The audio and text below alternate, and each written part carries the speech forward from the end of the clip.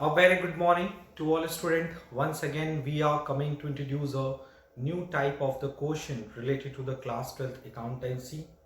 As you know very well, in the last few videos, we already discussed and solving the problems relating to the part A and the part B of the class 12th accountancy according to the previous board examination paper. So in today's video and as well as in the upcoming video, we are talking about the very important topics related to the each and every chapters from the each and every chapter of the class 12 accountancy. So without creating any delay, let's we start the first question of the today's video. The first question of today's video, which are based on the NPO, and the question is calculate the amount of subscription to be shown in income and expenditure account for the year ended 31st March 2020 on the basis of the following information, and the informations are: opening stock of medicine is 55,000 and closing stock of medicine is 44,000. Opening creditors for the medicine is 22,000 and closing medicine creditors for the medicine is 11,000, and during the year we paid for the medicine is 2,20,000. So first of all, you know very well, we note down the payment for the medicine and we have to find out the amount of the medicine to be debited in the income and expenditure account. यानी income and expenditure account में हमें कितनी value debit करनी है. So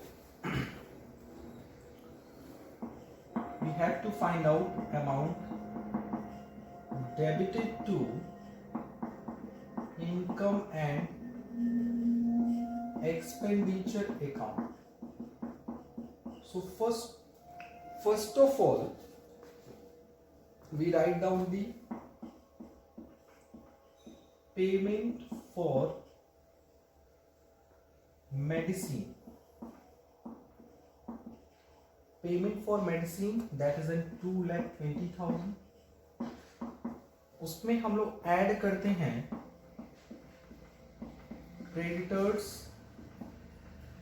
at end and less करते हैं creditors at beginning. So creditors at end as will be your 22,000 is a beginning and 11,000 for the ending, and it will be known as an purchase of medicine during the year.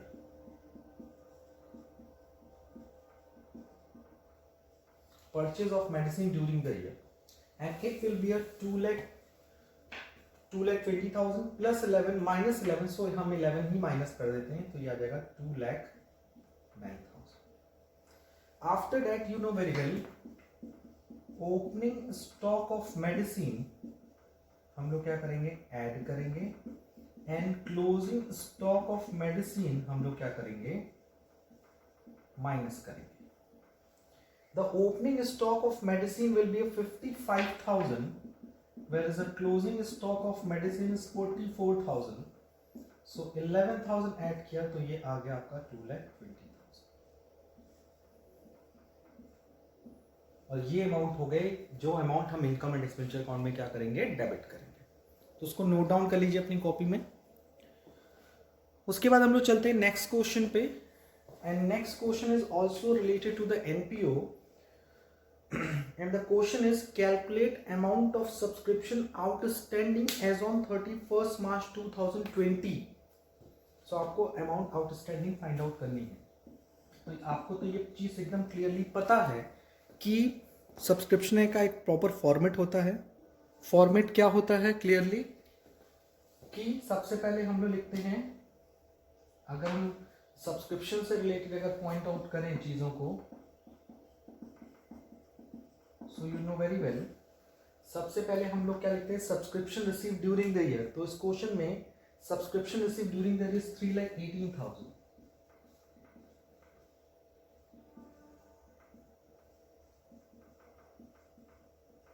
3,18,000. Okay. और इस question में ये लिखा है कि there are 300 member और हर member को एनुअल सब्सक्रिप्शन मिलेगा 1000 रुपये, ठीक है। और ये भी क्लियरली लिखा है एडिशनल इन्फॉर्मेशन की आउटस्टैंडिंग एट बिगनिंग, आपको याद है इसमें हम लोग क्या करते हैं, आउटस्टैंडिंग एंड को क्या करते हैं, प्लस करते हैं, आउटस्टैंडिंग बिगनिंग को क्या करते हैं, माइनस करते हैं, एडवांस एट बिगनिंग को क्या करते हैं, प्लस करते हैं, और एडवांस एट एंड को क्या करते हैं, माइनस करते हैं। सो ये जो वैल्यू आती है उसको हम लोग क्या बोलते हैं, इनकम एंड एक्सपेंडिचर अकाउंट में किस साइड लिखेंगे, क्रेडिट में। और according to the question there are 300 member और हर मेंबर से कितना लेना है, 1000 रुपीज। सो 300 मेंबर और एक मेंबर से 1000 रुपये लेना है। So the income and expenditure account के क्रेडिट में कितना लिखेंगे, 3000। And outstanding at and is not given but outstanding is beginning is given. Outstanding beginning में कितना था आपका, 48,000 और एडवांस बिगनिंग में आपका गिवन है 40,400 और एंड में गिवन है 36,000। सो इस तरह के क्वेश्चंस को सॉल्व करने के लिए यू नो वेरी वेल, अगर आपको ये क्वेश्चन मार्क का सॉल्यूशन चाहिए तो आपको क्या करना पड़ता है, चीज़ों को रिवर्स करना पड़ेगा। पहले आप जो चीज़ें गिवन हैं उसको सॉल्व कर लीजिए बहुत ही carefully.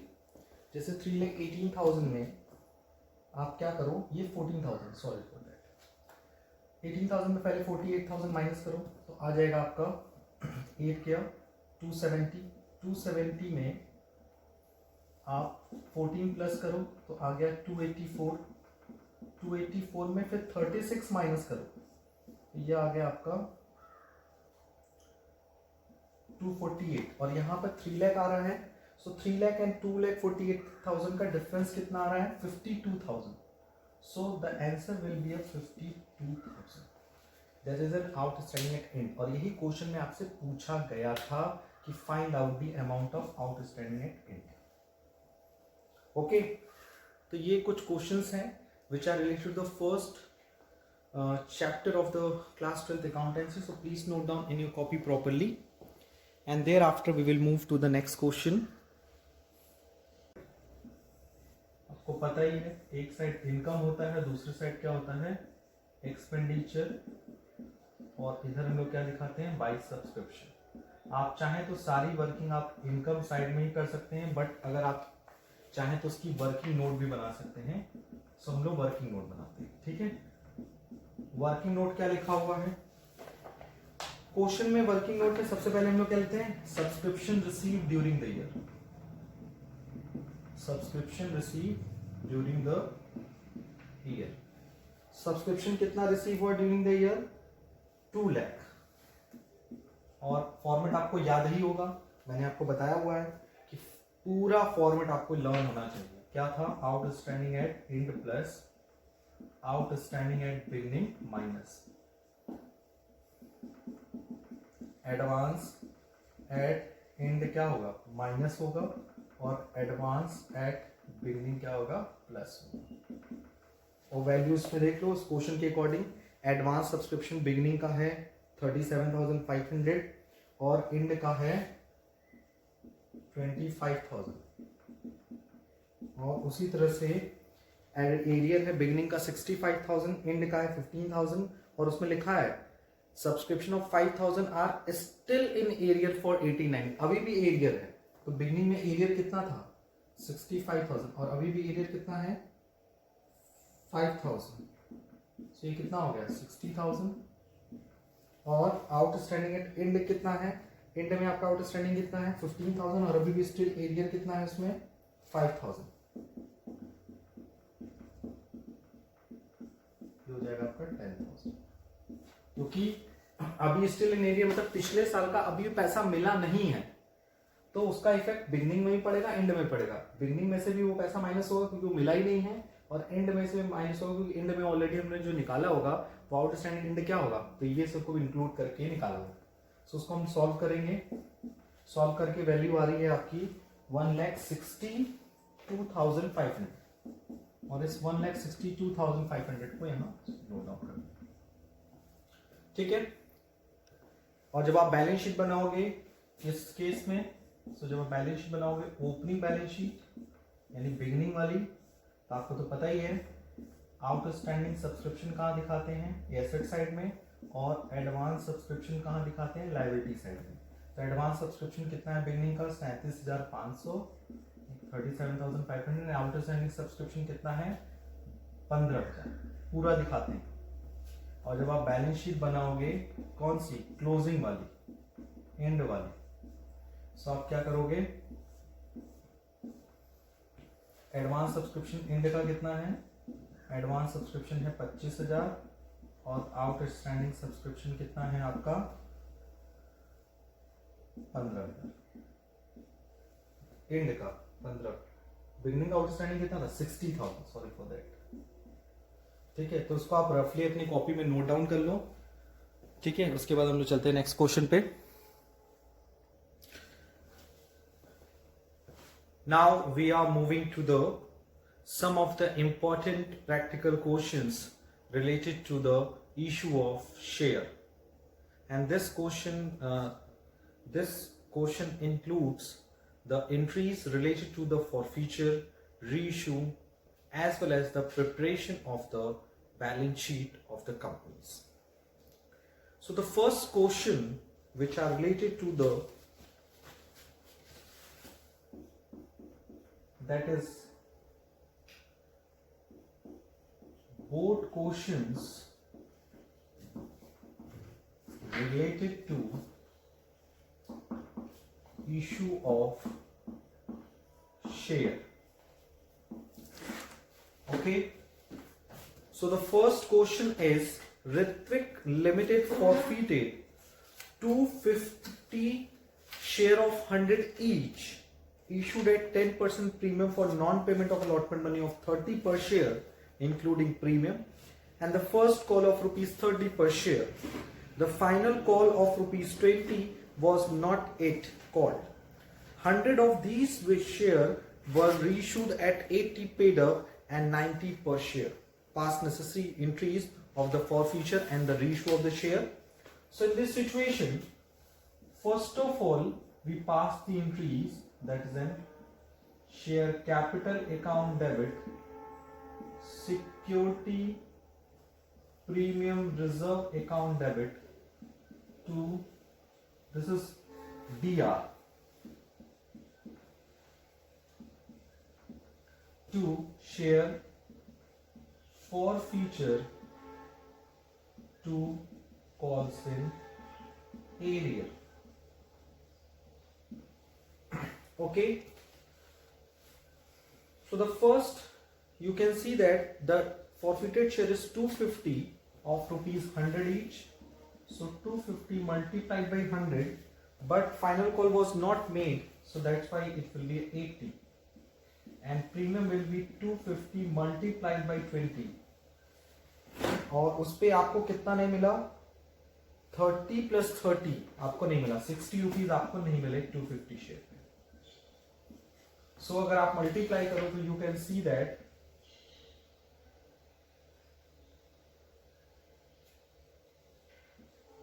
this is an 20,000 and it will be a 5,000 and this will be a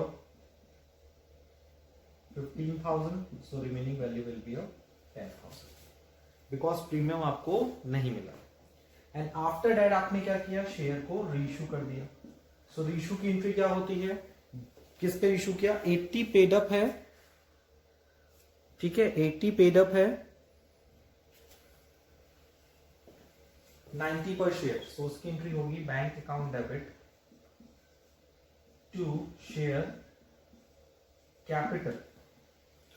100 share आपने 80 का मान के रीइश्यू किया यानी 8,000 का, बट कितने पे रीइश्यू किया, 90 पे, सो 9,000 आपको मिला, सो 1,000 आपका क्या हो गया, टू सिक्योरिटी प्रीमियम रिजर्व। उसके बाद number third, you know very well, after the reissue of the forfeited share हम क्या करते हैं, balance value will be transfer to the capital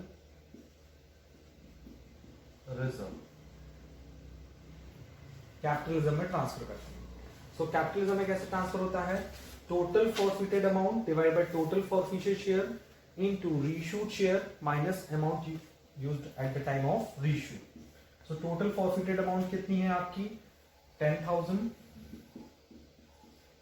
total forfeited share कितना है 250, reissued कितना है 100 और amount यूटिलाइज कुछ भी नहीं. So कितना हो जाएगा ये आपका, ये वैल्यू हो जाएगी आपकी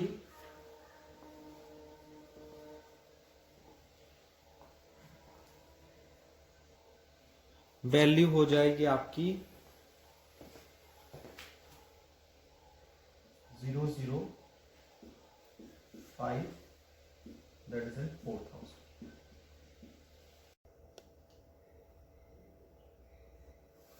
Let's we move to the next question, and this question is related to the dissolution of partnership firm. The question is, Akhil Bravo were partners in a firm in the ratio of 3:7, and first for 2020 their firm was dissolved. After transferring assets and outside the liabilities to realization account, you are given the following information. So pass the journal entries at the time of dissolution of partnership firm, यानी partnership firm dissolve होगी उस time क्या आप general entry पास करोगे, उसको हम लोग discuss करते हैं. पहला लिखा हुआ है creditors of ₹54,000 accepted machinery valued at 75,000, तो उसकी कोई एंट्री नहीं होती है. And paid to the firm ₹21,000. इसमें लिखा हुआ है एक क्रेडिटर है 54,000 रुपए का जिसने मशीनरी वैल्यूड की 75,000 रुपीज की, तो उसकी तो कोई एंट्री नहीं होगी. और जो बैलेंस अमाउंट है 21,000 उसने क्या दिया, फर्म को दिया. सो इसकी एंट्री होगी बैंक डेबिट टू रियलाइजेशन. कितना वो फर्म को देगा 21,000.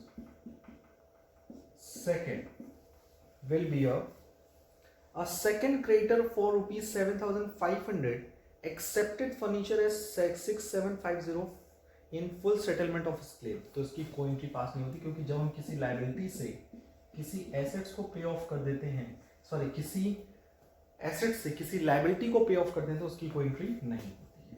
Number third, a third creditor amounted to 13,500 accepted 6750 in cash and investment 6450 in full settlement of his claim. तो एसेट्स लिया उसकी कोई एंट्री नहीं होगी. हाँ कैश ले लिया इसकी एंट्री होगी, तो उसकी एंट्री होगी realisation account debit to bank.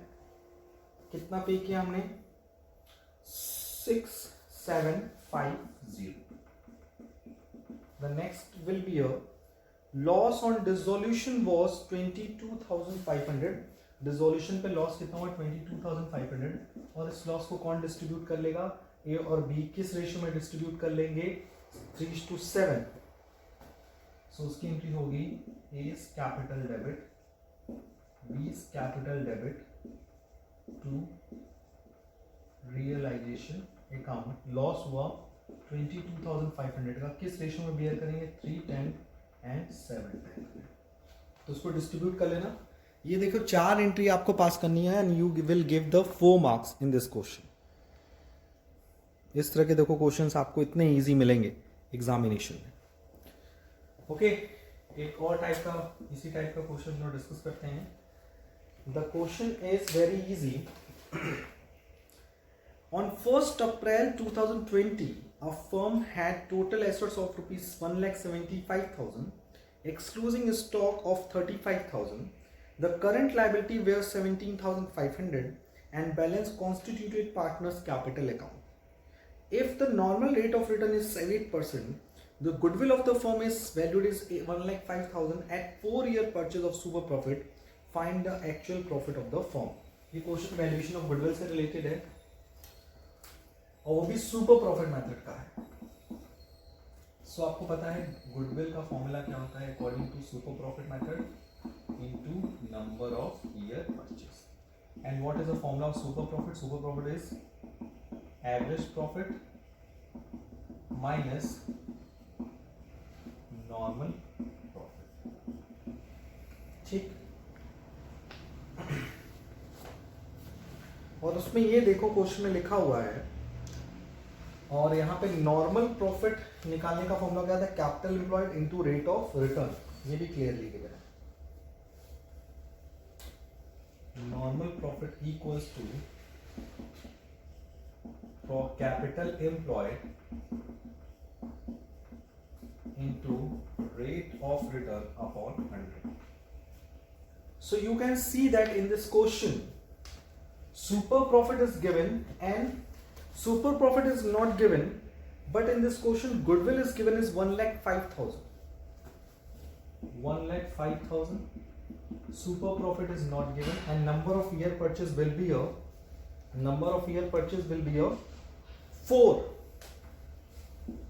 So super profit equals to 1,05,000 divided by 4.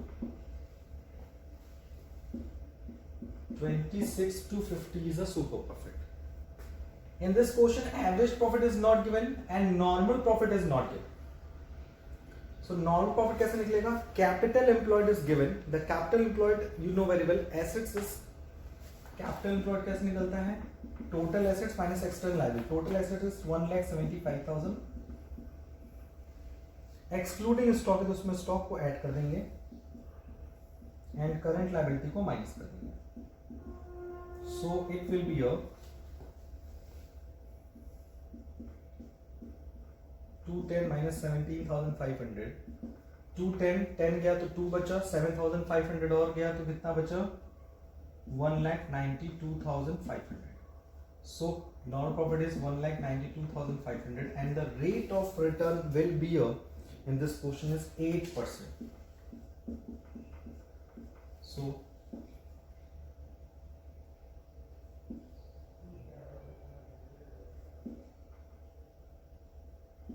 15,400 is a normal profit. Super profit is 26,250. Average profit is not. यही तो आपको कैलकुलेट करना है. And normal profit is 15,400. So average या actual profit will be, the average profit will be a 26,250 plus 15,400. That is an 41,650 and this is a right answer. Okay, so इस तरह के question भी आपसे घुमाकर पूछे जाते हैं एग्जाम में, तो इन सारे क्वेश्चंस पे भी वर्क कर लो आप लोग.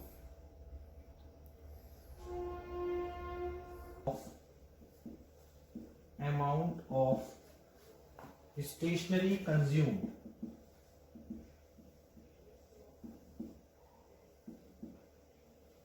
आपको stationery consumed amount find out करनी है.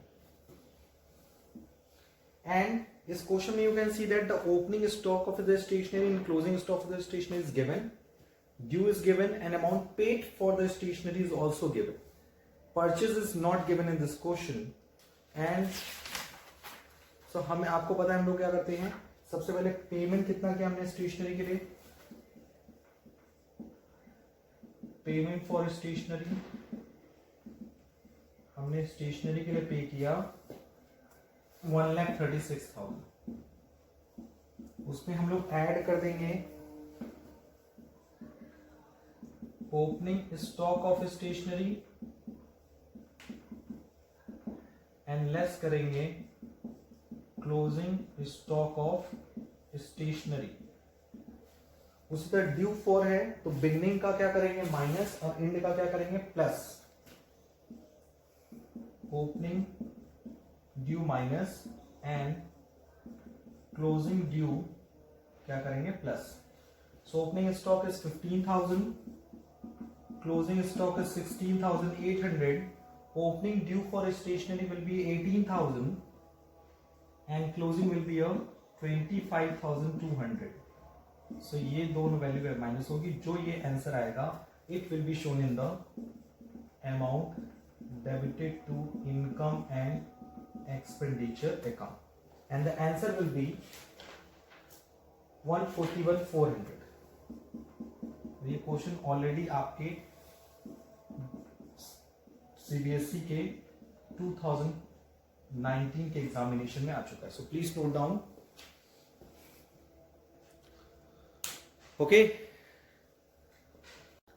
let's we discuss the few of the important theoretical question, and the first theoretical question is when realization account is prepared. अगर आपसे कोई पूछे as a short answer type question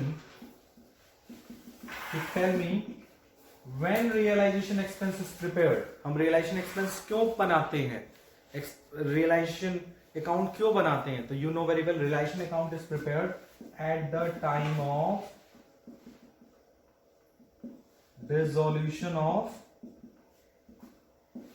partnership firm. अगर आपसे कोई पूछे कि when we prepared the revaluation account, revaluation account is prepared at the time of reconstitution of the partnership firm.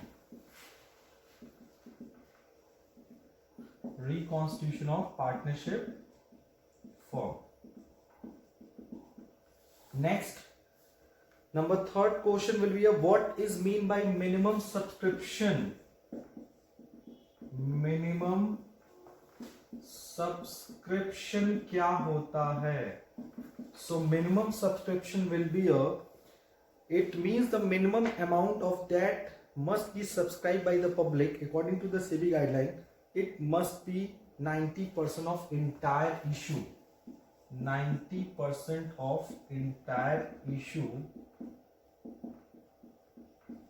must be subscribed within a stipulated time. And number 4, what will be the journal entry when debenture are issued at collateral security? क्या entry होती है जब debenture issue होता है collateral security? So the journal entry will be, पहले होता है bank account debit to bank loan, और दूसरी एंट्री क्या होती है debenture suspense account debit to percent debenture. The two entries. Next will be how the share forfeiture account is closed. Share forfeiture account कैसे close होता है? So you know very well ये account कब खुलता है? At the time of forfeiture of the share. लेकिन ये account कब क्लोज किया जाता है? जब हम शेयर को रीइश्यू कर रहे हैं, यानी after the reissue of the share the balance of the share forfeiture account will be transfer to the capital reserve. So share forfeiture account कब क्लोज होता है? जब उससे रिलेटेड शेयर्स रीइश्यू हो जाए. और कैसे क्लोज होता है? With the help of capital reserve account. तो ये कुछ इंपॉर्टेंट टेक्निकल क्वेश्चंस हैं, तो उसको आप लोग रिवाइज कर लेना. Okay, the next question will be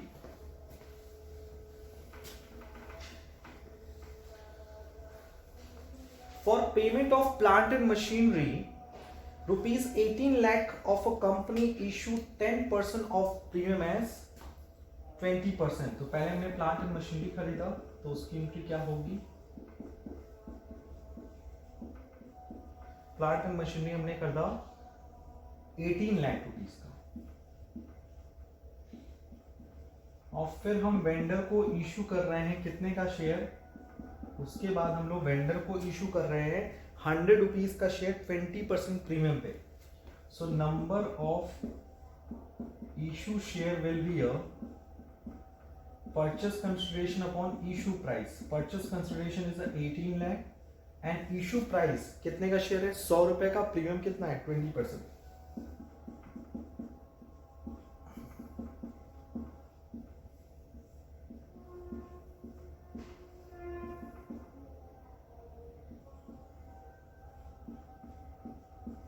That is in 15,000 share. So the entry will be vendor debit to share capital to security premium reserve. कितना शेयर इशू करना है? 15,000 और एक शेयर कितने का है? 100 रुपए का। सो 15 लाख। प्रीमियम कितना है? 20। 3 लाख। वेंडर का कितना होगा? 18 लाख। ये एक बहुत इंपॉर्टेंट क्वेश्चन है। उसके अलावा एक क्वेश्चन लिखा है, can a company issue a share having face value of ₹10 at ₹15? क्या कोई कंपनी 10 रुपए का शेयर 15 रुपए में इशू कर सकती है? जो हम लोग short answer type question discuss कर रहे हैं, उसमें एक और क्वेश्चन है, क्या 10 रुपए का शेयर 15 रुपए में शेयर इशू कर सकती है? यस, कर सकती है। It is called issue of share at premium. जहां पे फेस वैल्यू का शेयर की 10 रुपए हो तो उसको हम लोग इशू कर सकते हैं एट ₹15, यानी more than the face value. तो ये कुछ शॉर्ट आंसर टाइप क्वेश्चंस हैं, उसको आप लोग भी रिवाइज करते रहो साथ साथ में एग्जामिनेशन के लिए। So in today's video we discussed important questions, short answer type question as well as the long answer type question from the each and every topic from your class 12 accountancy part A syllabus. So आज के लिए इतना ही। Thank you, thanks a lot and take care.